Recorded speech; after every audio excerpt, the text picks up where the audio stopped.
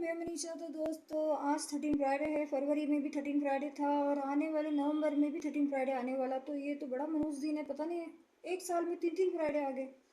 तो कोई बात नहीं दोस्तों, आप सभी को तो अभी मैंने जैसा कहा कि आप लोगों को पता चल गया। तो दोस्तों आज का जो मेरा वीडियो है आत्माओं के प्रति।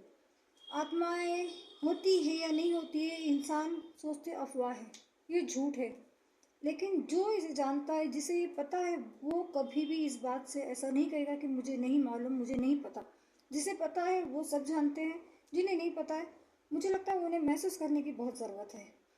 दोस्तों ऐसा है ना कि आत्मा क्यों भटकती है, उन्हें मोक्ष क्यों नहीं मिलता? क्योंकि उनका भी कुछ ना कुछ होता है, बहुत कुछ। जब इंसान जिंदा होते तो उनके मन में बहुत सारी भावनाएं होती है कि उन्हें ये करना है, वो करना है, ये करना है, ज़िंदगी में आगे बढ़ना है। लेकिन किसी न किसी दुर्घटना की वजह से उनकी मौत हो जाती है, तो वह आत्माएं भटकती रहती हैं। अभी आप ही देखिए ना, किसी के घर में अगर मौत हो जाती है तो घर में कैसा सन्नाटा छा जाता है ना, साइलेंट हो जाता है घर एकदम। और 3-4 दिनों तक तो ऐसा लगता है कि आपके आसपास कोई है। और ये मैंने महसूस किया है दोस्तों, जब मेरी माँ बाप दोनों भी गुजर गए थे। मेरी मॉम जब गुजरी थी ना दोस्तों, तो जब लाश को घर पे लाया तो उनकी आंखें खुली थी। मैं उनसे नज़रें तक नहीं मिला पा रही थी क्योंकि मैं छोटी थी। तो जब आप किसी भी लाश को देखते हो ना, तो आपका माइंड उसे कैप्चर कर लेता है और आप डरने लगते हो।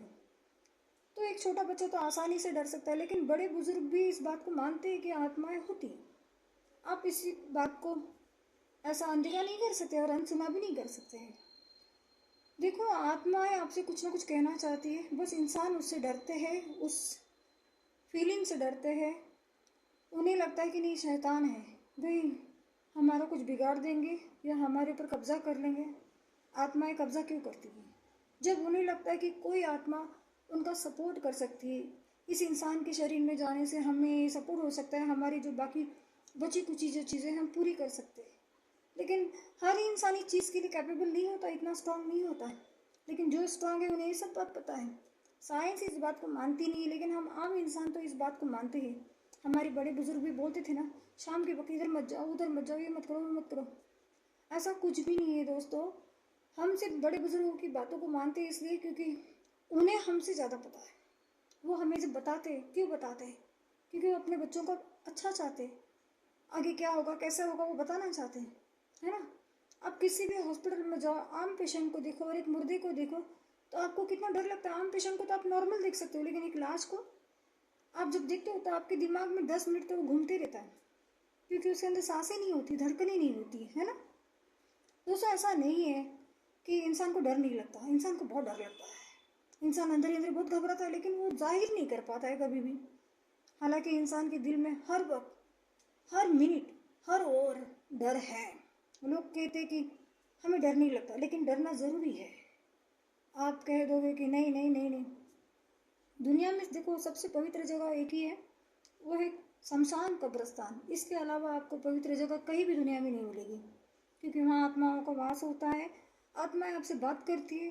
तो कभी कभी जो स्ट्रांग आत्माएं होती है वो समझ पाती है, जो नहीं है वो समझ नहीं पाते। अक्सर सभी इंसान इस चीज़ को नहीं हैंडल कर पाते। जो स्ट्रांग होते हैं वो हैंडल कर पाते, और जो नहीं है वो तो बिल्कुल भी नहीं कर पाते, वहीं बेहोश हो जाते हैं। तो ये बात आप नहीं ठुकरा सकते हो कि आत्माएं नहीं है। आत्माएं हैं, आपके आसपास होती है, हर वक्त होती है, हर मिनट होती है, हर सेकंड होती है। बस आपको दिखाई नहीं देती, आपको महसूस करती है। आप भी उसे महसूस करते हो, लेकिन आपको आपकी आंखों में दिखाई नहीं देता। बस यही फ़र्क है। हम लोग इतनी खोज कर रहे हैं, आत्माएं है कि नहीं, है कि नहीं, है कि नहीं। है, जो खोज कर रहे उन्हें तो पता चलता है, जो नहीं करे उन्हें क्या पता। रोज़मर्रा की ज़िंदगी में जो इंसान जी रहे हैं उन्हें तो पता ही नहीं होता है ना। लेकिन हम नॉर्मल इंसान इन चीज़ों पे यकीन करते हैं कि आत्माओं का भी वजूद है। मैं खुद ही, मेरी माँ जब गुजर गई थी दोस्तों, तो उनके जाने के बाद मैं एक छोटी बच्ची थी, तो मुझे मेंटलिटी तौर पे मैं भगवान से लड़ रही थी। मैं चर्च जा रही थी, और चर्च में जाने के बाद आपको तो पता है कि चर्च में कब्रिस्तान होते हैं। कब्र पे जाके बैठती थी कि उन कब्र से बात करती थी कि आप तो ऊपर चले गए, गॉड के पास चले गए, तो आप मुझे बताओ कि मेरी